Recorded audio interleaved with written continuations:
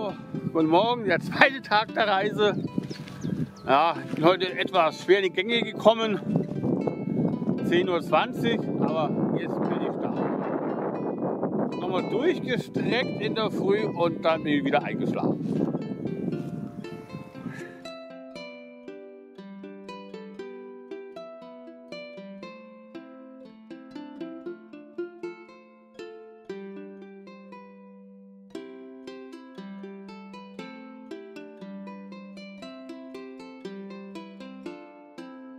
So, auf geht's im Wasser.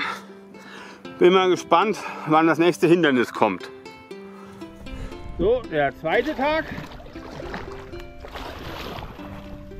Und die läuft immer noch gut schnell, die Paar.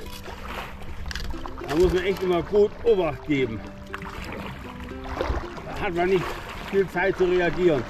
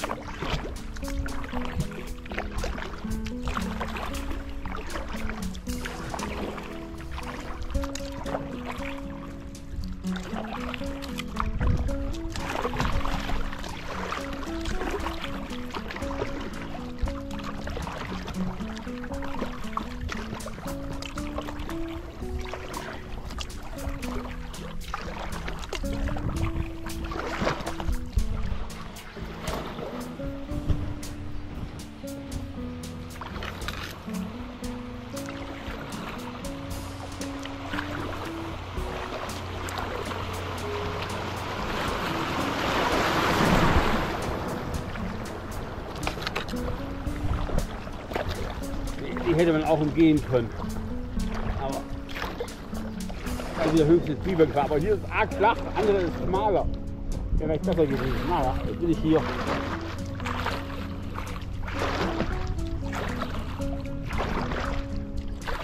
Okay. Sitz entlasten.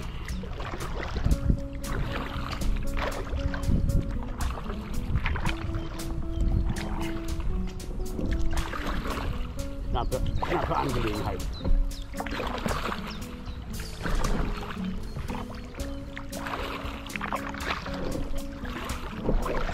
Servus.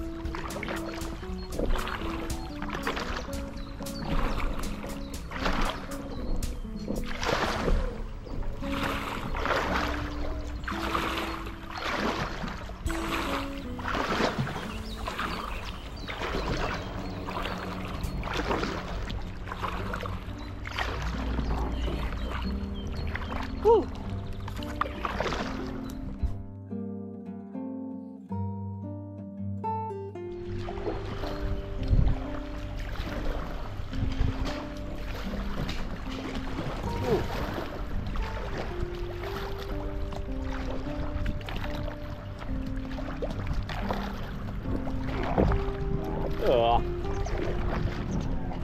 Schick, schick, schick, schick. Neue Sandbank gelaufen.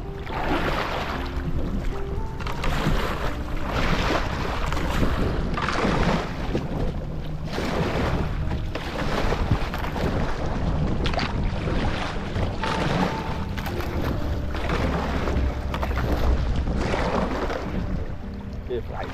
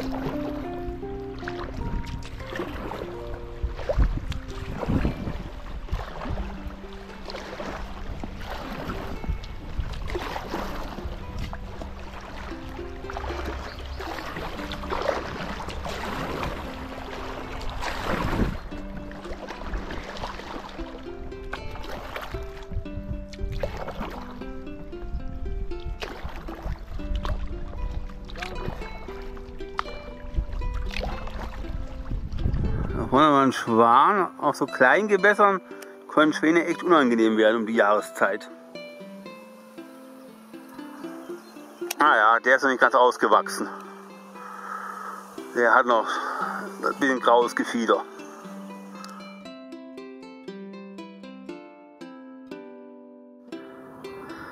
Ja, auf der Schmutter habe ich auch mal so einen Schwan gehabt und von einem kleinen Gewässer, das ist immer von mir hergeschwommen und war dann ein sehr aggressiver Schwan da immer. Die sind dann gestoßen auf die Elterntiere.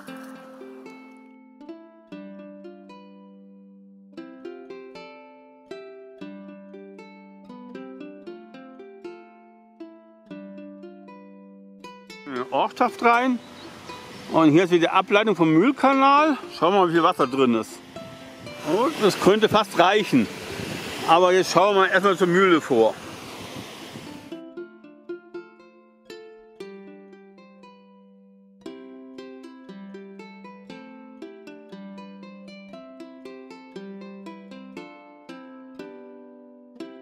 Relativ kurz, gleich hinterm Misthaufen kann man da wieder gut rein. Aber man hätte glaube ich auch oben rausgekonnt.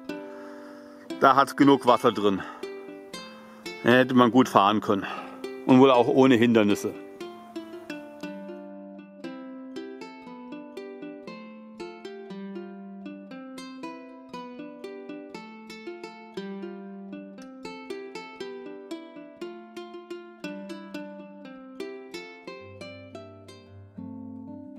So, im Umleitungskanal drin und weiter geht es.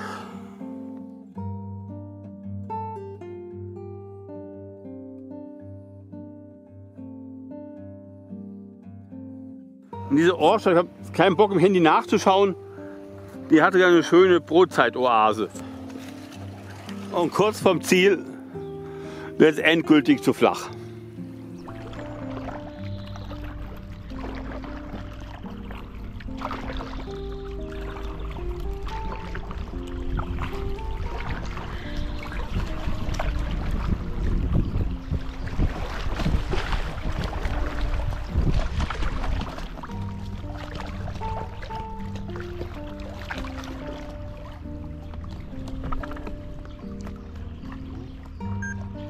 Was hier sehr viel gibt, das sind immer diese Laufenten.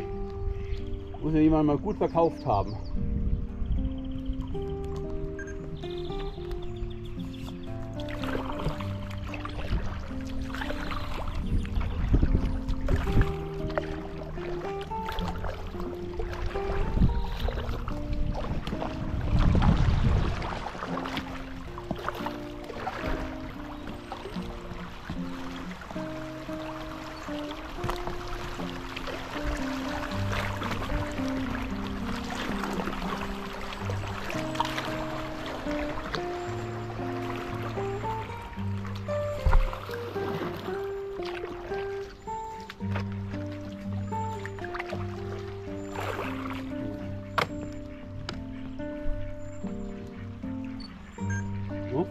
Haben wir auch wieder ein Wasserfahrzeug?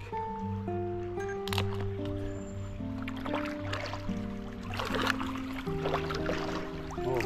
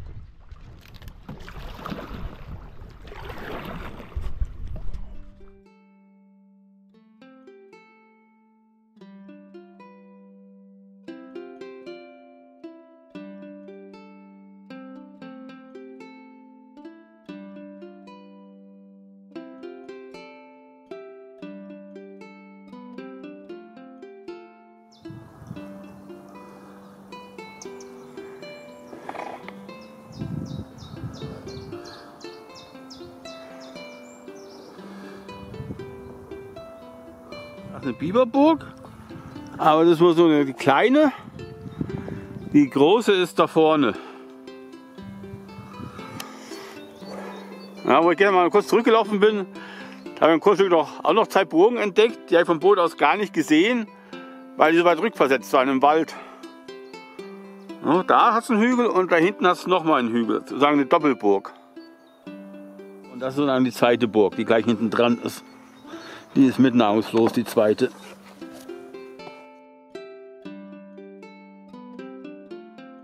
So, da kommt die nächste Mühle. So, innerorts ist es immer spannend, wie man da rumkommt. Hilft nichts, da muss ich das Boot ein bisschen entlasten, das Hintergepäck runter. Über die Kante schaffe ich es nicht, das ist zu schwer. So, haben wir da rauszugehen. Gut, abladen erstmal und dann da hinten rein.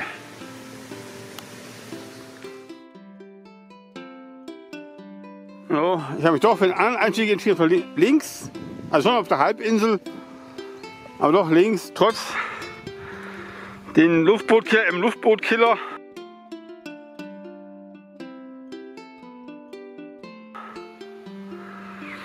Und der Boden ist tragfähig. Das ist einfacher. Drüben geht es über blöde Steine runter. Das ist von hier doch besser.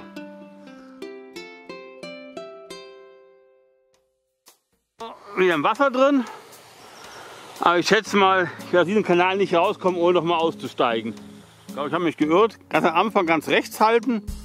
Und ich glaube, jetzt bin ich doch direkt optimistisch, dass es geht mit Durchfahren. Da hat sie eine kleine Biberburg. So, wir sagen so ein halb Erdbau, halb Hochbau. Das ist eine ganz kurze. Ich bin wieder drin in der Paar. Das sieht nicht gut aus. Da vorne schon wieder die nächste Mühle. Sieht schwer danach aus.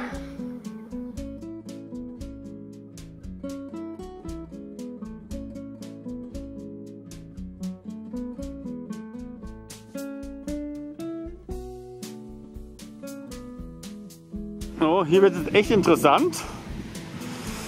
Da drüben ist das Privatgrundstück und dann auch sehr hoch geht es mal gar nicht.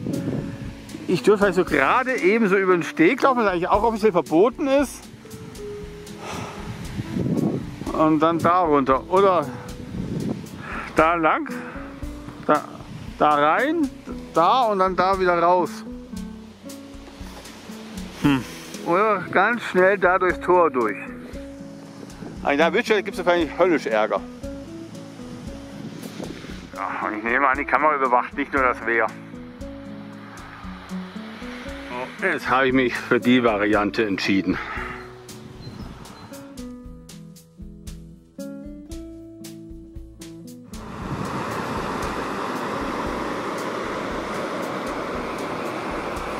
So, wieder drin im Wasser und weiter geht die wilde Fahrt.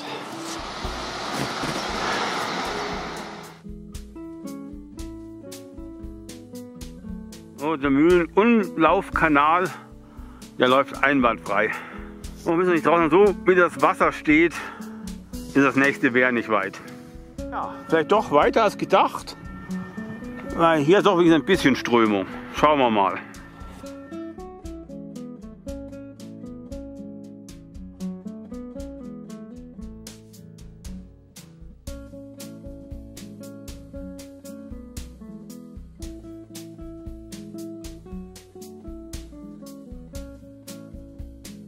Also wenn wir mal ganz niedrig machen, dann geht das schon. Meistens muss das Kajak noch ein bisschen runterdrücken. Oh, hat geklappt, aber da sehe ich schon die Ableitung zum nächsten Wehr.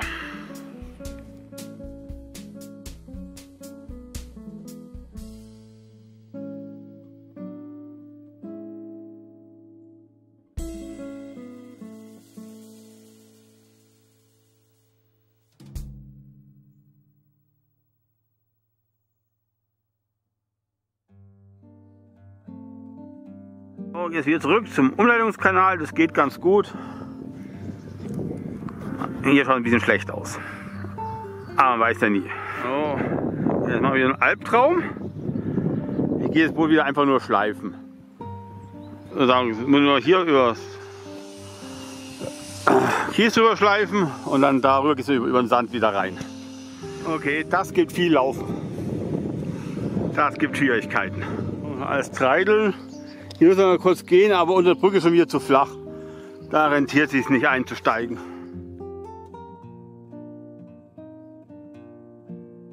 Bis zur nächsten Brücke kann man wieder paddeln. Und dann wird es hier zu flach. So, ging nicht bis zur Brücke. Auch hier eine flache Stelle drin. Natürlich ist das Einsteigen. Und Vorsicht Leute, das ist dann halt ziemlich tief. Das läuft dann doch dann von oben in die Stiefel rein.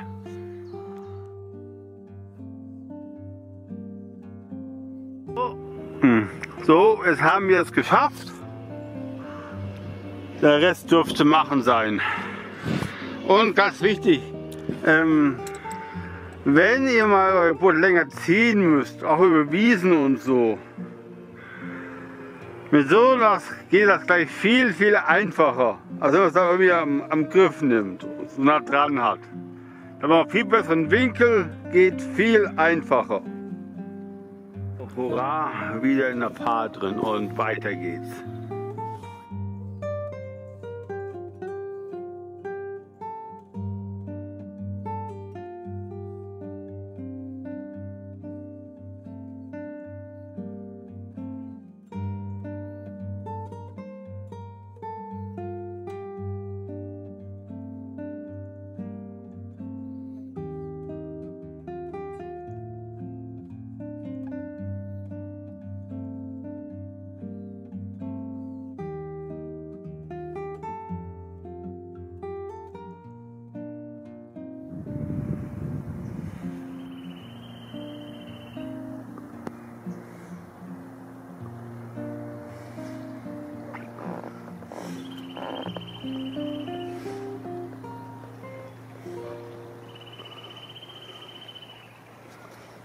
Okay, das werde ich jetzt nicht schaffen.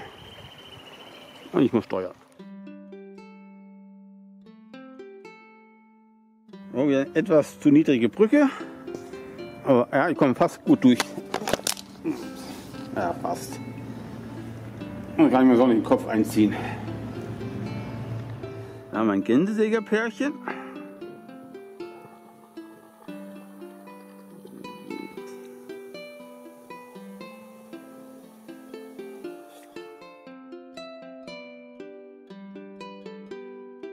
Hier ist das die nächste Mühle. Ja,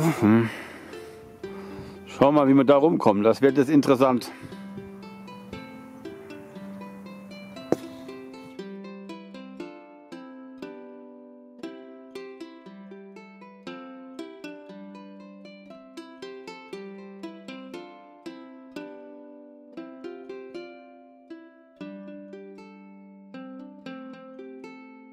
Ja, schön groß und breit. Aber ich schätze mal, da werde ich wieder umtragen müssen. Ich glaube, da ist eine Lücke. Kann man probieren. Der Durchlass war dann doch zu klein, hat keinen Sinn. Aber genau hier ist eine richtig schön große Biberburg.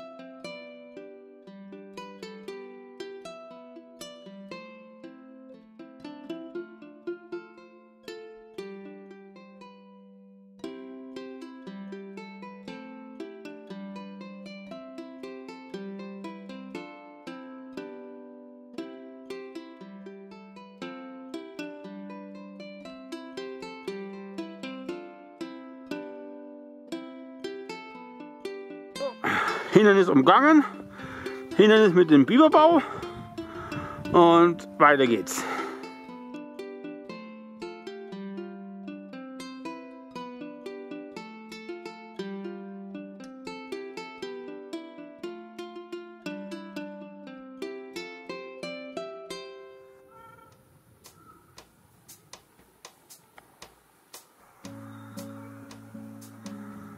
Und da unterhalb von der Kirche ist die nächste Mühle. Kaum eingestiegen, schon kann man wieder aussteigen.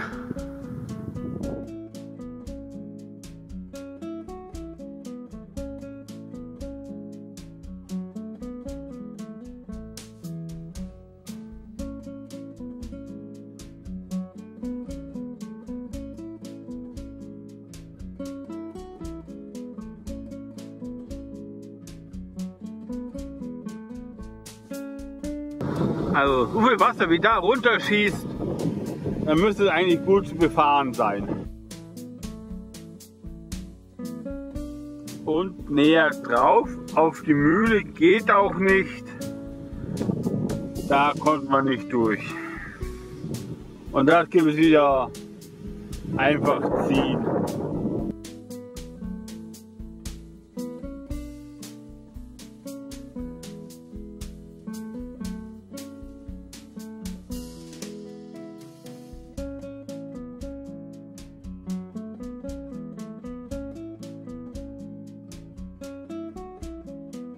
Jetzt bin ich mal gespannt, wie es da drin läuft. Hoffentlich hat es keine Hindernisse drin.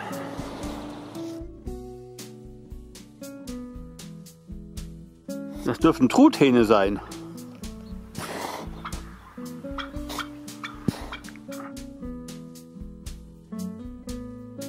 Die Hauszüchtung.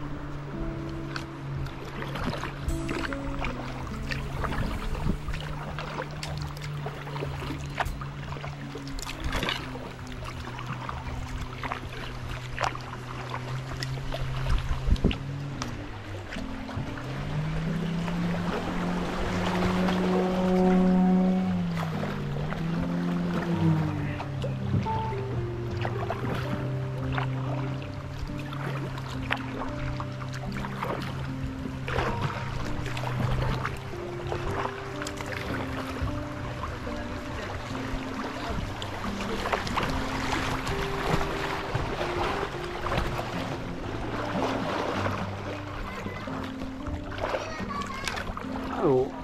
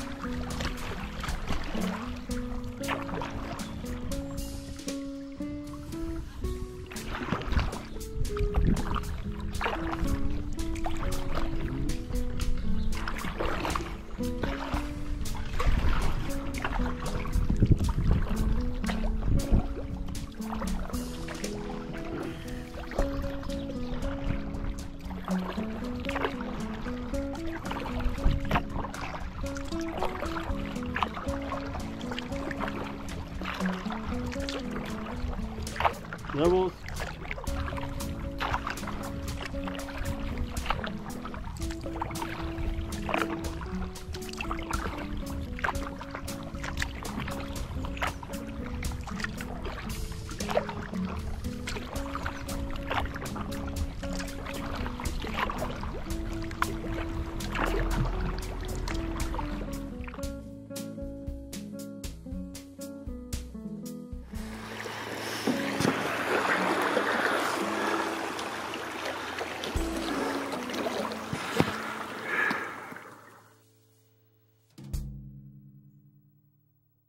Allmählich die Uferböschungen steiler.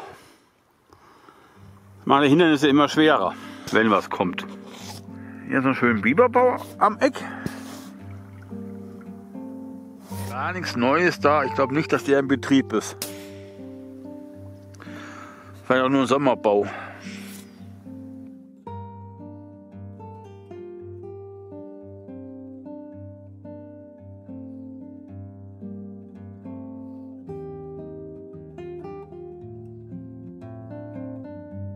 Ende vom zweiten Tag der Reise. Ich bin hier genau gegenüber von Kissing. Ja. Heute gab es weniger Holz drin, wo ich nicht durchgekommen bin, aber sehr viele Mühlen. Eine Umtragung war echt heftig. Das ging durch den Mühlkanal durch, wo sehr Wasser drin war. Das war so gut, ja, ich schätze mal 1,5 Kilometer. Das Boot durchs Wasser ziehen. Und hier waren noch keine Kuppen drin, da stand ja fast bis zum Knie drin. Ja, okay, fast bis zum Knie. Muss ich nicht ganz übertreiben. Aber das war ganz schön anstrengend, das Boot da durchzuziehen.